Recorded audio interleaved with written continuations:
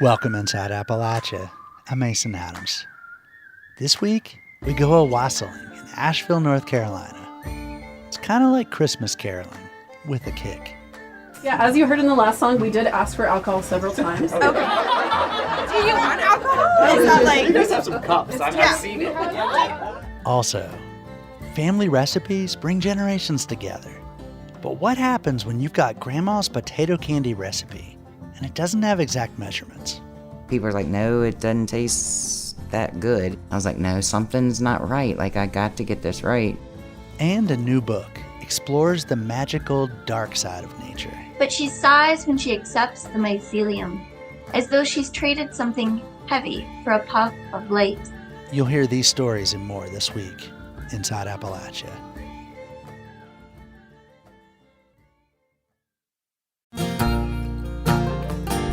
Season's greetings. Welcome inside Appalachia. The winter holidays are a chance to get together and find some good cheer. It's also when people get to show off their creativity decorating and break out the good china for company.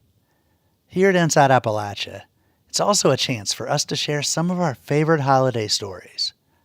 We begin with a story about an ancient singing tradition. In Asheville, North Carolina, one group of friends has been taking part in the English singing tradition of wassailing. It's like Christmas caroling, but older. And for some of the singers, wassailing has become a way to connect to their roots. In 2023, Folkways reporter Rebecca Williams had this story. On a cold December night in Asheville, North Carolina, a group of about 20 people are gathering on a stranger's front porch. Some of them have been coming together for the past decade to celebrate the holidays, build community, and most important, wassail. One of the wassailers knocks on the door. We're wassailers, and we would like to sing you songs. I'd be delighted. Lily white lily, oh lily white pin, please to come down and let us come in. Sarah Lynch Thomason leads the Asheville group. At 36 years old, Sarah wears her dark hair short on one side and long on the other. Tonight, she sports a bright red scarf and a cluster of bells that ring when she walks. She explains that wassailing is a centuries-old tradition with English roots. The term wassail comes from an Anglo-Saxon phrase that meant good health. So it was a toast to good health. So wassail itself was a drink usually made from ale and cooked apples and a lot of spices that would be served in households, often, again, around 12th night or Christmas time or New Year's, and coincided with a tradition in the Middle Ages of working class folk, peasants, going to the homes of the wealthy and having this customary charitable exchange where the working people are singing to and blessing the wealthy master and mistress of the house. And in exchange, they're being gifted food, they're being gifted cider and wassail, and they're being often gifted money as well.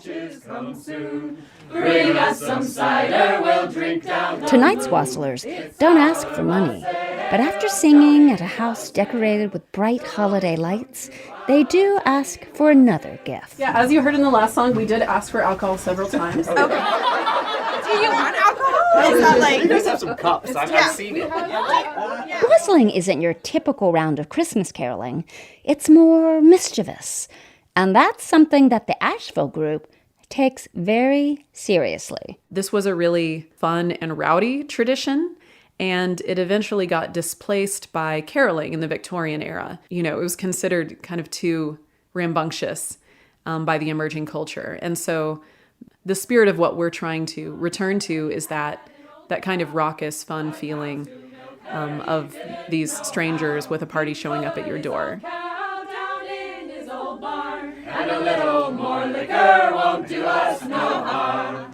In fact, wassailing developed such a bad reputation for public drunkenness, it was banned by the Puritans in England and was highly discouraged by religious leaders who settled in the U.S. But recently, the tradition has had a renaissance in both England and America. One wassailer, Leela Weinstein, has been with the group for about 5 years. She explains what draws her to this tradition. I love the old songs. I love ballads. I love all the medieval imagery, and then just the camaraderie of singing together and, lighting up the night with some song. For Caleb Magoon, tonight is an excuse for a really good time, and it's a way of connecting to others. It's just getting together with people every year that you may not see otherwise, and having a fun time being silly. But members of the Asheville group aren't just drawn to wassailing because of the rowdy good time and the sense of community. For participants like Aaron Gann Clark, it's also a way to connect with the traditions of their ancestors. I think that for me, I was raised in a Catholic faith, and so I always knew about Christmas caroling, but I feel like these songs that are older are connecting me to my ancestors and more ancient roots, and I just dig it. It feels good in my body. Most of the wassailers here in Asheville are white, and wassailing seems to help them connect to their ancestral traditions and ethnic identity. For Sarah and many of her white peers, they feel disconnected from a sense of ethnic identity. And Sarah says that here in the U.S., that's by design. There's been a long and very purposeful project of making people white here, of having people forget their ancestral identities and becoming white as a way to create racial hierarchies and reinforce white supremacy. When you came off the boat, whatever period, there was a project here of making you become white and forget your ancestral languages and traditions. And so today, white folks in this country are experiencing a lot of grief and have a lot of yearning for ancestral practices. Sarah has experienced this grief of ethnic ambiguity firsthand. And when she was in her mid-20s, she decided to learn about the traditions of her ancestors. In my case, I have ancestors from England, Ireland, Scotland, Germany, Scandinavia, kind of all over the place. And there's several hundred years of separation from any of the traditions from those places. So, I've sought out and learned from other people English folk songs, Scottish ballads. Sarah says that connecting with these English and Scottish folk songs has had a big impact. And there's something really powerful to me about speaking words and singing songs, holding those vibrations, those words, those forms of knowledge in my body, and knowing that people in my ancestry also sang these songs and held these words. The boar's head, as I understand, But it's not always easy to learn songs and rituals that haven't been passed down from generation to generation. There are challenges to singing a 700-year-old song. During rehearsal, the wassailing group struggles with Latin pronunciations. Servire, I'm sure this is wrong. Let us servire, I don't know, I'm changing it as I do it. Let us servire cantico. Let us servire cantico. That's some Latinglish right there. It's messy trying to reconfigure a 15th century English tradition for 21st century Asheville.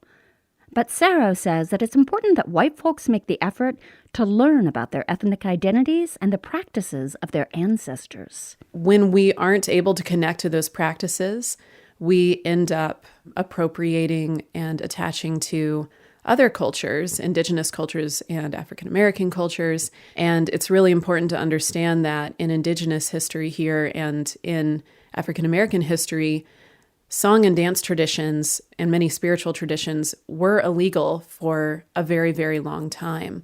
We have to think about how painful that is then for white folks to then be trying to borrow or utilize those traditions without much context for them when we, as white people, actually have those traditions in our ancestry that we can be seeking out in a healthier way. Oh, Christmas is past, 12th night is past. Back on the porch, as the group finishes singing, one of the people in the house returns with a bottle of wine.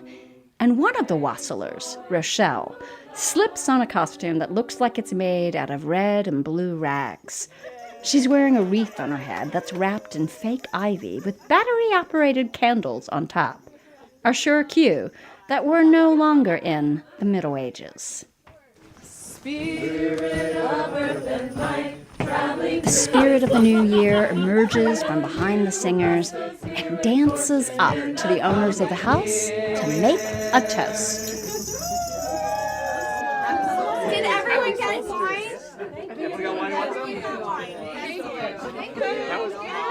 I just think we so badly need community, and there are so many ways that our current culture divides us from each other and isolates us from each other. And when you get people together to sing together, something really, really powerful happens for us, and it happens in our bones. It happens at like this molecular level, and we need it. And so to create that with a group of people and then bring that as a gift to others, to say, hey, we are, even if you're feeling isolated in your home or isolated in your community, we show up and we sing to you. That's a powerful gift. We have traveled many miles over hedges and stiles. For Inside Appalachia, this is Rebecca Williams in Asheville, North Carolina. That story is part of our Folkways reporting project, which covers arts and culture in the region. You can find more Folkways stories about marbles and pierogies, old time and hip hop. They're at our website, wvpublic.org.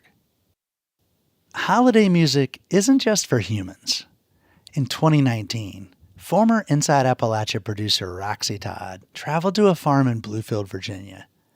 That's where she met a herd of music-loving goats that gather each Christmas to listen to the sound of carols played on a church organ. There's a tradition in Appalachia of observing Old Christmas on January 6th. Folklore suggests that animals speak, so children are encouraged to go to bed early. But honestly, if someone told me that, I think I would try to sneak out and catch a glimpse of animals talking. But it turns out you don't have to wait till January 6th to hear goats singing to Christmas carols. Yep, those are goats singing along to O Come All Ye Faithful. Connie Bailey Kitts is the owner of these musical goats and of the massive organ that the goats apparently love to listen to. The organ that Connie keeps at her farm dates back to the 1920s. Her family bought it about 50 years ago. So my brother Daryl goes to my dad and he says, "How much do you think I should offer for the organ?" And my dad, being the local vet / world-class horse trader, said, "Oh, I think you should offer maybe about $25 for it." So the family bought the organ from a nearby church for $25. And I don't know what the value of the organ was. I'm sure in the tens or hundreds of thousands of dollars was probably the original value of the organ. This is an enormous church organ we're talking about. There are actually more than 600 metal and wooden pipes, and they all play a different note. They moved the organ to their family farm, and Connie's brother is a classically trained musician, so we'd play the organ at family gatherings, especially at Christmas. A few years ago, Connie's father passed away, and most of her family lives scattered across the country, so they rarely get to see each other these days. This year, her brother couldn't make the trip due to the weather, but Connie and her husband started a new tradition of inviting neighbors over to sing carols. Oh, we always do "O Come All Ye Faithful" because it sounds so majestic on the organ. And "Joy to the World," of course.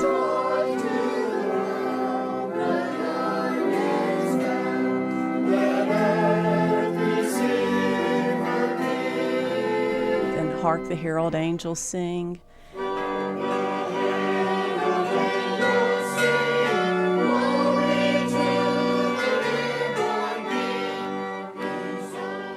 That's Connie's neighbor, Susan Allen, playing the organ for a small gathering of children and adults. And there are animal fans of music who gather around the organ too.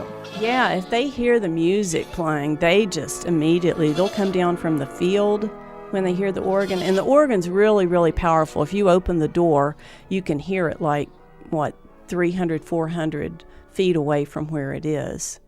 So it's got a really, really big sound, and they're drawn to it. Sometimes if the door's open, if they're outside, you can see them, they'll just lift their ears up like they're trying to catch more of the sound of the organ. I think they don't know quite what to make of it. And then when you open the door, they don't hesitate at all to go in. And the sound of the organ, it doesn't intimidate them either. It's just amazing.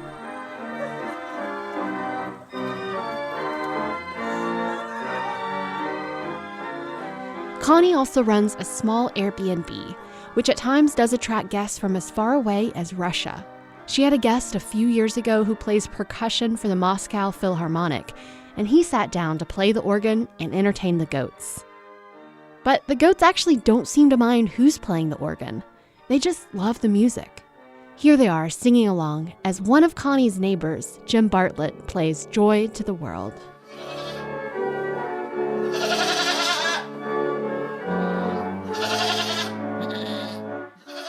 For Inside Appalachia, I'm Roxy Todd.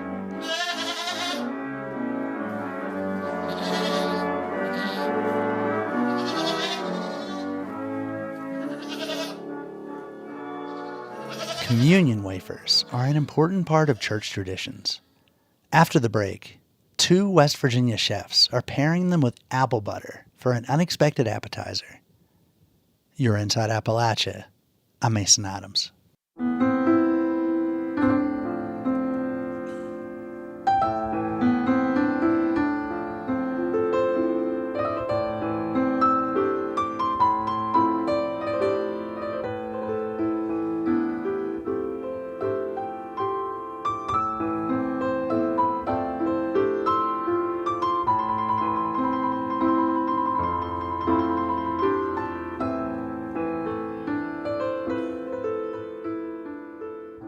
Support for Inside Appalachia is provided by Concord University, focusing on students' futures. Classes available at concord.edu/apply.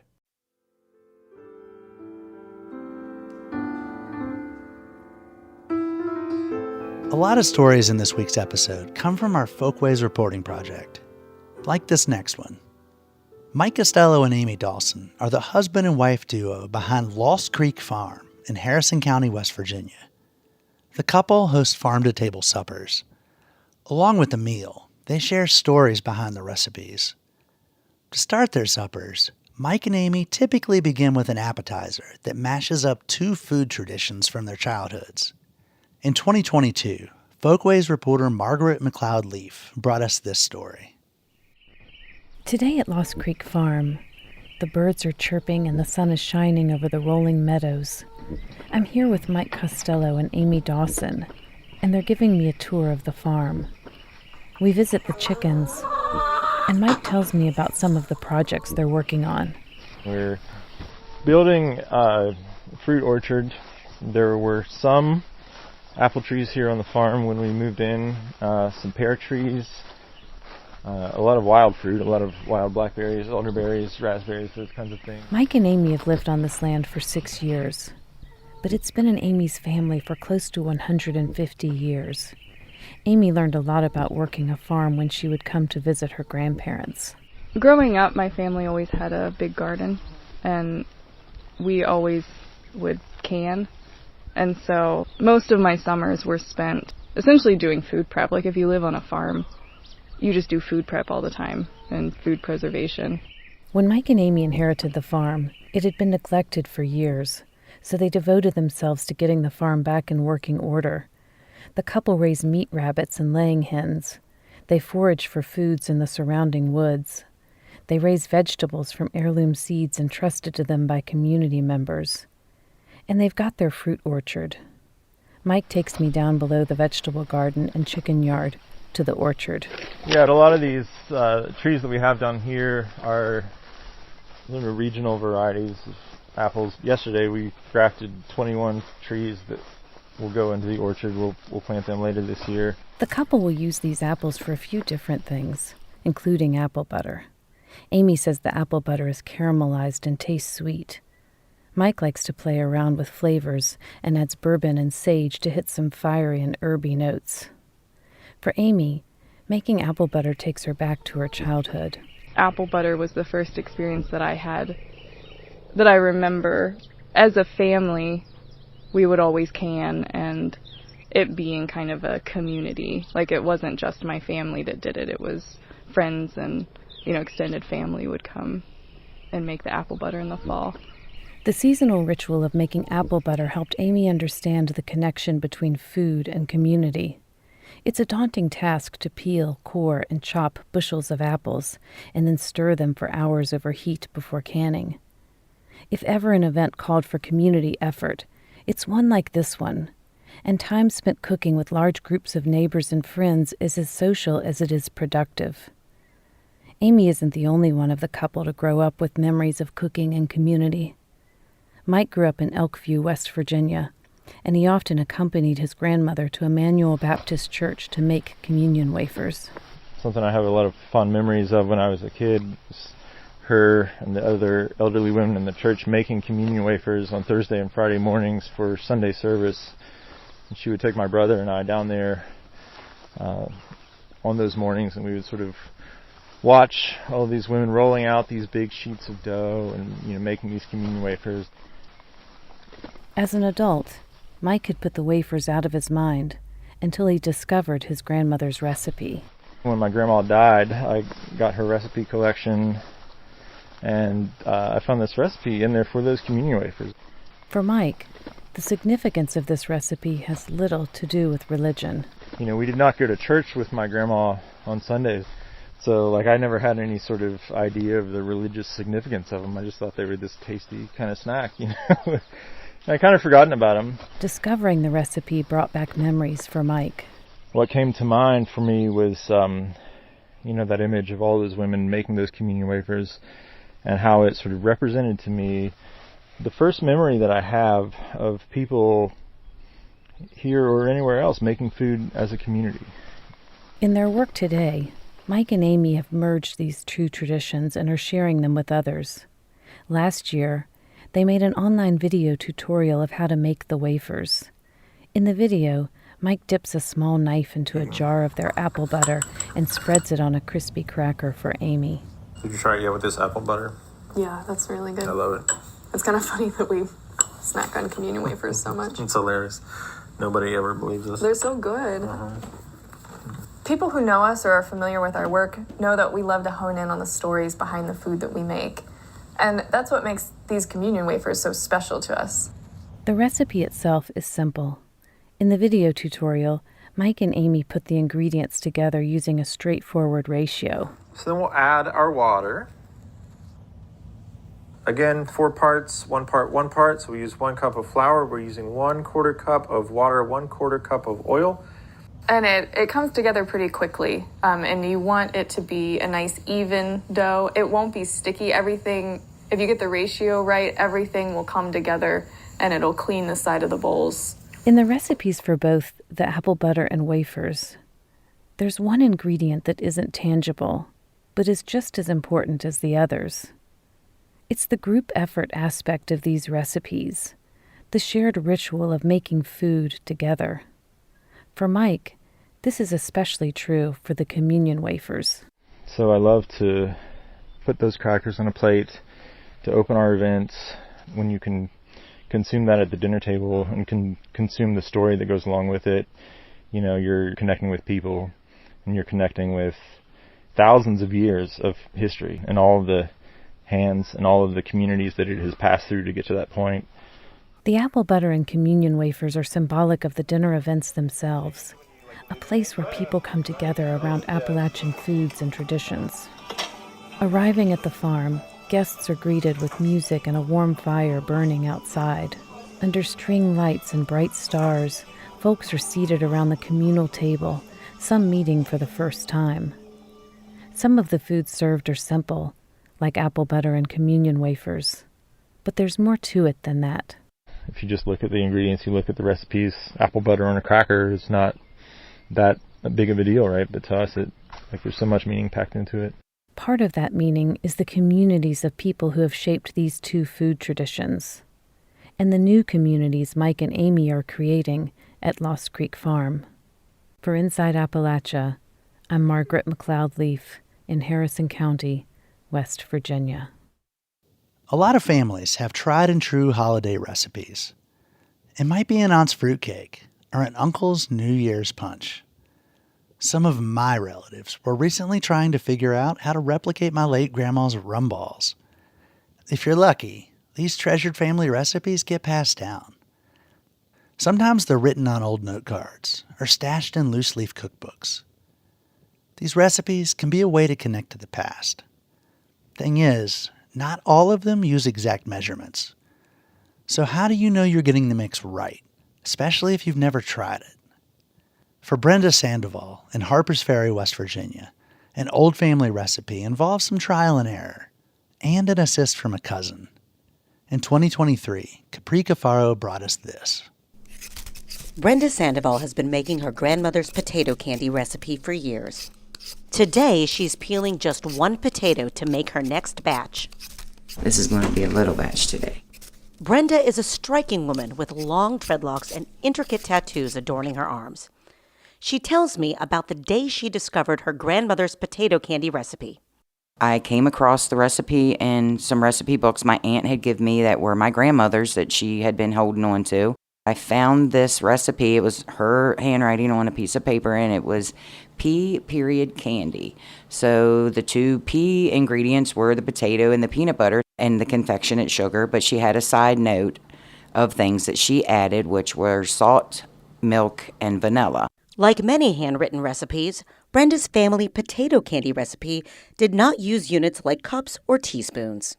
The dash was the vanilla, the pinch was the salt, and the milk was labeled as, I want to say it was 4 splashes, is how she had it. Brenda was intrigued.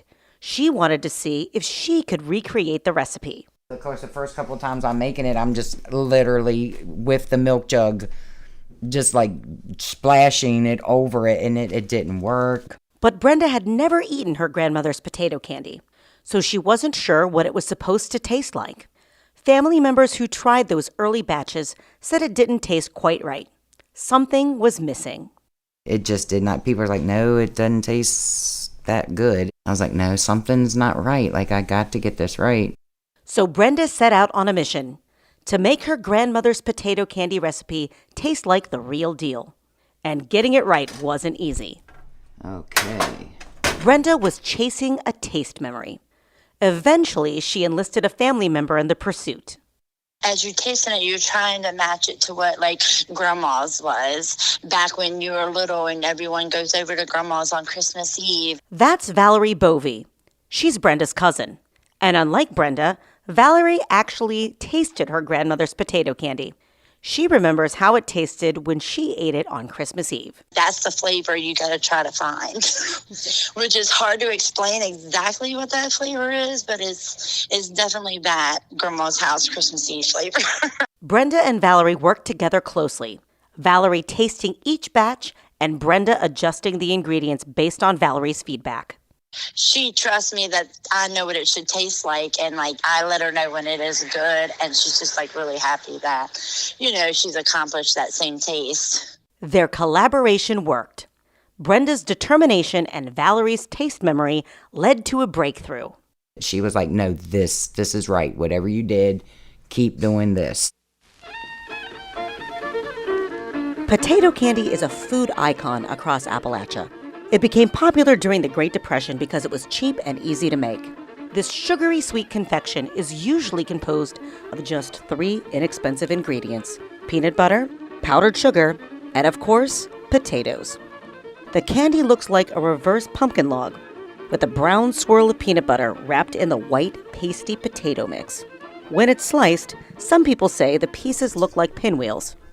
So when you're starting your potato candy mix, it's almost like you're making homemade mashed potatoes. That's actually what we want to do. But as we add the vanilla, the milk, and the salt, and a little bit of the sugar, we're going to get a real, it almost looks like syrup. I'm assuming it's the sugar. Over the years, Brenda has mastered the potato candy recipe. I have a 4-pound bag. Back in the kitchen, she's assembling her ingredients to be mixed. She adds the splash of milk dash of vanilla, and pinch of salt to the mashed potatoes, and lots of powdered sugar. As I watch the mixture turn into paste, I ask Brenda about the reaction she gets when people eat her potato candy. Most people, the first thing they say is, I remember eating it when my grandmother or my great-grandmother or my aunt, it was always a family member making it, and they could remember the taste. Brenda thinks her potato candy has something special that sets it apart. I think it's the little side note of my grandmother's that makes the difference. That's the side note to add the dash of vanilla, pinch of salt, and the splashes of milk. And it's not just the extra ingredients that make her potato candy different. She brings something more to the process.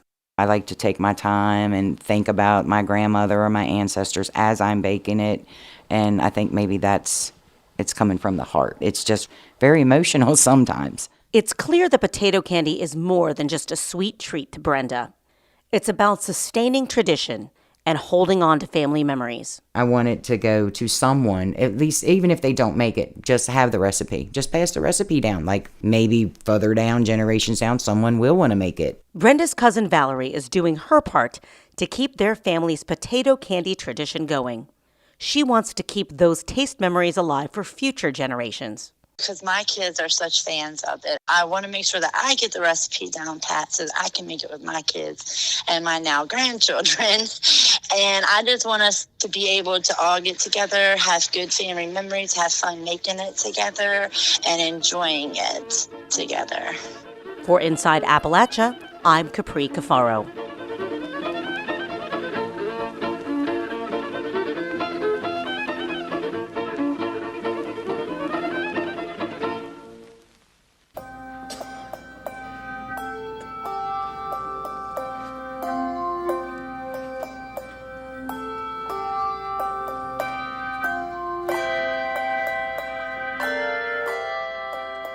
A lot of folks get nostalgic about trains, especially around the holidays. Hollywood tapped into that nostalgia with The Polar Express, a 2004 movie about a magical train ride to the North Pole. Last December, WVPB's Brianna Heaney rode along on West Virginia's version of the Polar Express at Cass State Park. Big white plumes of steam interlace with black torrents of smoke and sink down to the Greenbrier River, hovering just above the surface. Inside, the train carts are decorated with garland and ornaments. Families come prepared to this event, with bags full of goodies and thermoses filled with hot chocolate. Sing-alongs break out throughout the ride. Later, there will be a bake-off in town, and then bingo night. All for the hundreds of weekend visitors to this little town that has a year-round population of 30 people. This is all part of an effort to keep Cass open later in the year and keep a steady flow of tourism through the town so that the history can be preserved. J.T. Arbogast has a long family heritage with this town. His great-grandfather owned the grocery store that rivaled the paper mill's company store. And he says his father wore out 3 cars driving to Charleston every week to lobby to have the town's history protected. He has been working to keep this town alive year-round. There wasn't anything past the fall, really. Once the leaves were done, the state shut things down, and so the houses and the town was pretty dark to come driving through here. The trains used to only be open for scenic rides in the summer and fall. But then, the president of the Durbin and Greenbrier Valley Railroad Incorporated, John Smith, had the idea to start offering a Christmas train experience. And we thought, well, if we're going to be doing that, like what's the way that we can create an experience for people who are coming into town? The town of Cass is an old lumbering town. Every home has the exact same build, and all the town buildings are painted white. There are 3 rows of identical homes, a community center, a barber shop the size of a shed, the rail station, and a large house on top of a hill where the mill owners lived. The town was founded in 1900. The first houses were built in 1901, and that's the road of houses that we're on now. That's Tammy Shoemaker. She grew up around Cass and now works as an information specialist for the Convention of Visitors Bureau at Snowshoe Mountain and Cass Scenic Railroad. She says the town was founded by the Virginia Pulp and Paper Company, which is now the multi-billion-dollar paper company Midwest-Vaco. They chose to set up in Cass because they needed red spruce timber to make paper, which grows several miles from Cass, in small circles in some of the highest country in the state, around 4,500 feet in elevation. The red spruce was carted down by train and processed at the sawmill in Cass. The whole operation went on like this for around 50 years and created a bustling economy for the area. At its peak, the town had more than 2,000 residents. Yeah, it was a busy town. And that's not counting the wood hicks that lived up on the mountain. The mountain men responsible for timbering the red spruce only came down to Cass every 6 months. They would cash their paychecks, head across the river, and party for a few days before heading back up the mountain. In 2018, Cass and the scenic railroads around it became a state park. Superintendent Marshall Markley says it takes a lot of work and collaboration to keep this park going. But he says there is nothing quite like it. Yeah, there are other historical parks, but there's none quite like Cass. We're probably the best example of a historic railroad logging town in its most complete version, So we have the railroad portion, of course, and the company houses, and the company store, the depot, and all the supporting buildings, which in a lot of company towns, only a few pieces of that survive. All this history and more is preserved, which Arbogast says is an uncommon fate for little towns like Cass. Cass was destined to become what so many of these towns become, which is a memory, right? Gone. But Cass remains through constant repairs to quickly built aging homes, special engineering of steam-powered trains, and a group of people who keep finding creative ways to push this town forward. We're the only place in the country that has these three kinds of steam locomotives under steam and working. That's worth celebrating. The fact that these buildings, these houses, the history that's here is still here, that's worth preserving and celebrating. And figuring out the ways in which you honor that history but carry it forward in a new way for another generation. Beginning in January, the oldest logging locomotive in the world will be running. There are other holiday-themed trains like a Halloween train during October, and through the summer and fall, there are scenic rides through the mountains. For West Virginia Public Broadcasting, I'm Brianna Heaney in Cass.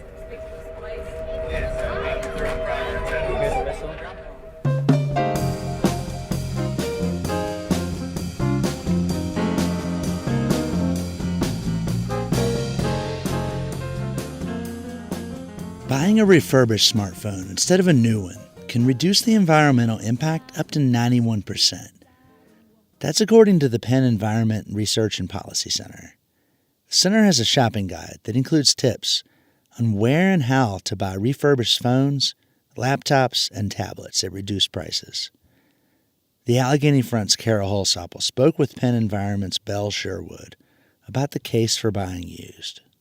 The biggest thing that I think a lot of consumers don't realize is how much manufacturing is required to make the tiny thing in your pocket, a smartphone. From harvesting the materials from the earth, shipping them to all points of production, producing the materials themselves, working to build the chips, to build the case, to actually build a phone. The emissions required in that transport, the factory to get the brand new smartphone to the store, it adds up for each individual smartphone or tablet or a laptop.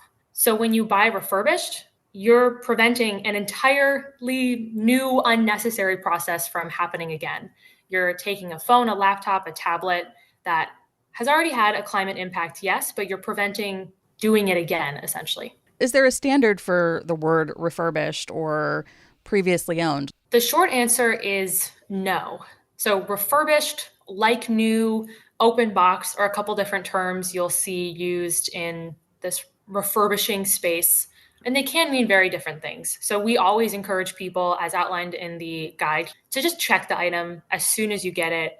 Make sure that it works, that the screen turns on, that you have sound and visual and everything you'd expect from whatever device you're buying, especially before you gift wrap it to send it to someone else. Most people who buy refurbished do have a great experience, but if you find an issue or something just isn't right, flag it early, and usually you can get a replacement quickly and easily from a lot of the sites we highlight in our guide. And you also want to check the return policy, of course. You can get, anywhere between a couple weeks to maybe a full month to check out the item, make sure it works before that return window is up. Yeah, what about warranties? For all products, whether it's refurbished or not, it's really important to get protection, such as a warranty or like return or purchase insurance.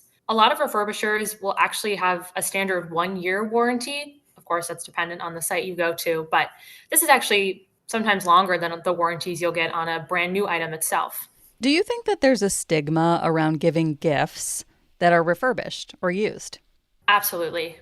Our society, and I don't think it's out of pocket to say this, is very consumer driven, and we want a lot of things. We're always about giving things and getting things more.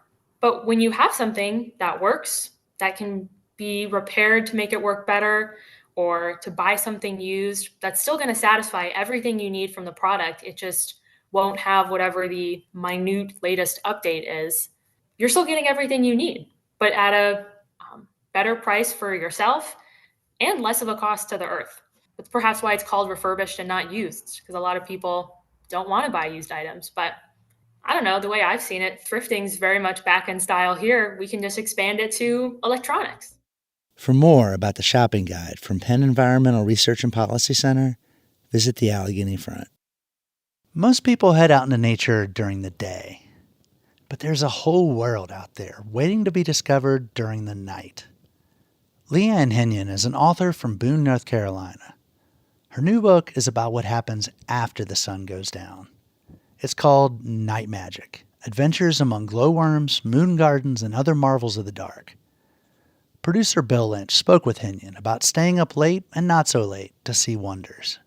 Would you like to read something? I asked Tal if he's seen a change in people after these walks, peculiar as they are. In the literal sense, I don't really see people at all, he says with a laugh. This is, to him, one of the most interesting things about night walks. After greeting strangers in low light, he typically never sees them again, though they almost always go on to spend hours walking around together. Still, those unseen have a presence. He quickly learns the cadence of their voices, the character-revealing insights they share from the dark, which grants each attendee a shroud of privacy, even when enmeshed in a crowd. The most memorable transformations he's observed have taken place among teenagers. I've had kids terrified of the dark, shaking with fear. And once they see bioluminescence, they become entranced, he says. They shed fear. It's like they altogether forget it's something they were carrying. In front of me, I sense a tumble. Root, he shouts. Root, I say, turning my head to amplify the alert. Root, root, root, vocal cords ping. In Victorian times, people marked trees to guide them home. They dug braille-like pots on trunks to help them feel their way along. It's an intimacy of place that Tal seems to have without causing tree damage. So acquainted he is with this landscape. And it is his familiarity that's allowing us to travel freely. Tonight, the familiar wilds of these mountains have been made strange. We're still a good journey away from Tal's fungal discovery, but we pause when we see a puddle of ethereal light beside the trail. It's surrounded by flecks of light that speckle the ground like paint splatter. Tal explains that it's mycelium in the process of consuming fallen leaves. If I turned a flashlight on, he says, this would just look like ordinary leaf litter. Tal picks up a handful of light and gives it to me. The leaves are cool and damp, well on their way to decay. I cannot see the teenager behind me, so I hold the glowing pile of mycelium up to announce it as an offering, inhaling wafts of the leaf's mild medicinal scent. She is the youngest of the group, and she stayed in her father's car until the minute we left the parking lot, cell phone light pointed directly at her eyes. In the dark, I've heard her emit a few grunts, indicating that she'd rather be somewhere else. But in this moment, she comes across as wholly present. She seems to be carrying a fear of missing out on cell phone time more than she's exhibiting a fear of the dark. But she sighs when she accepts the mycelium, as though she's traded something heavy for a puff of light. How beautiful, she whispers. We are, in essence, watching death become life. We are watching darkness being transformed into light. The teenager stares into the handful of alchemy before finally passing it on. Mycelium, she announces, letting the person behind her know what's coming, announcing wonder as she had previously passed on warnings. Mycelium, mycelium, mycelium. Each handoff is announced, connecting us to each other. We are no longer faces. We are no longer hands.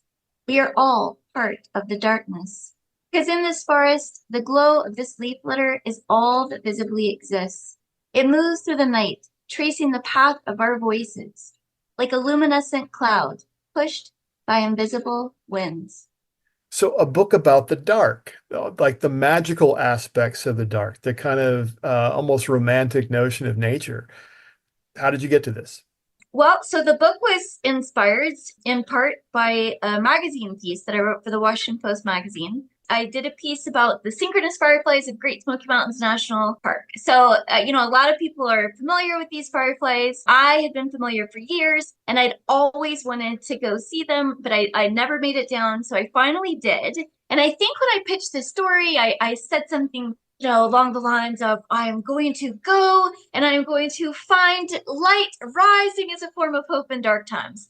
And it was really hopeful. It was really gorgeous. But what I realized in that process was that I had not spent much time walking around in the dark without a flashlight. And I found it to be incredibly restorative. So coming out of a time and a life situation where I'm just around screens and lights so much, it was really a respite from that. And I learned a lot about light pollution in the process of learning about fireflies, because it does disrupt their life cycles. It disrupts life cycles of pretty much every living creature on Earth. So after that piece ran, I had readers reaching out to tell me that after they read this story, it had inspired them to start turning off their porch lights more often. They did it because they got really curious to find out if maybe there was something that they hadn't noticed in their own yard. In a sense, that then sent me on my great quest to get to know a variety of nocturnal creatures. Ultimately, they taught me that I did not know very much about my own yard. How did you choose, I guess, the critters included in the book?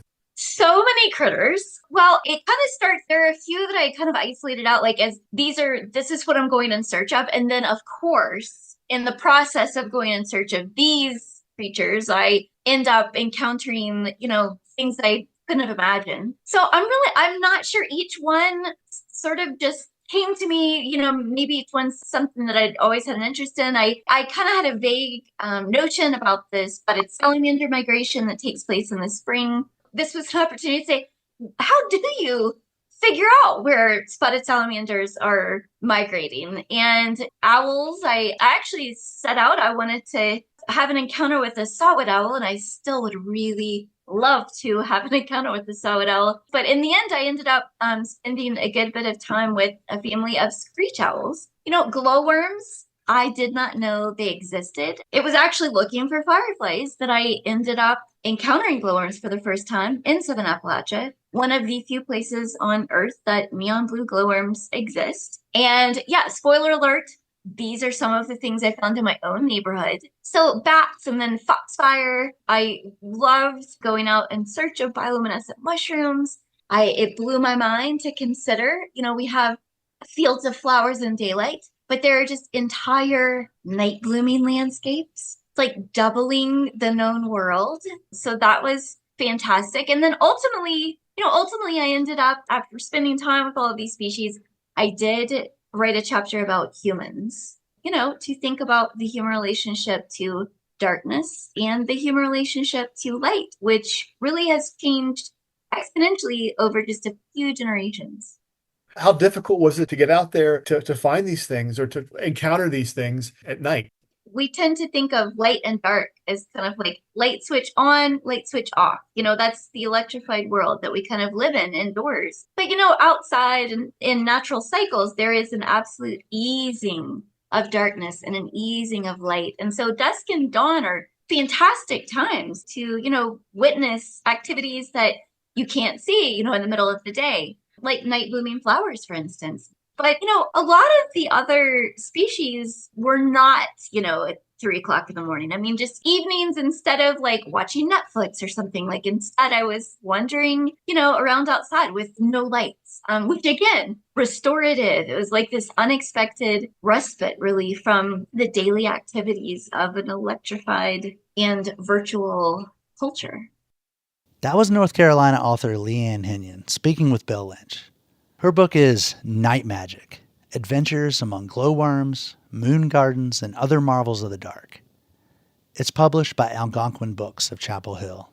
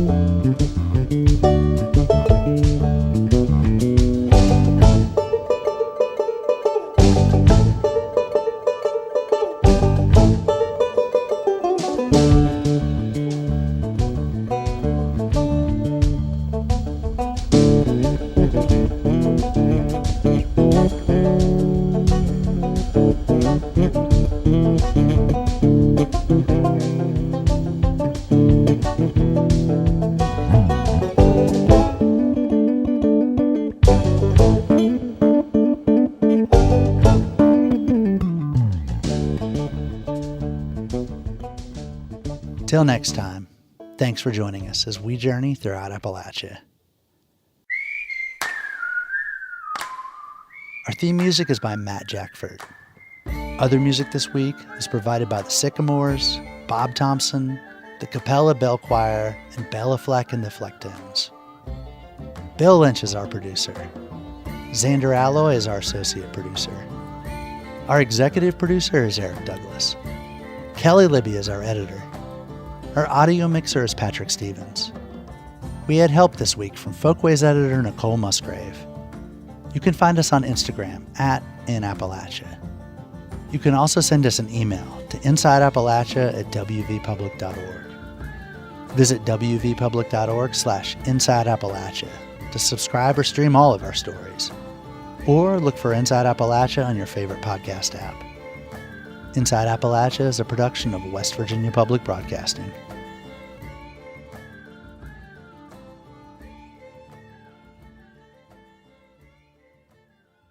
Support for Inside Appalachia is provided by Concord University, offering 31 bachelor-level degrees and 6 master-level degrees for students of any age. More information at concord.edu.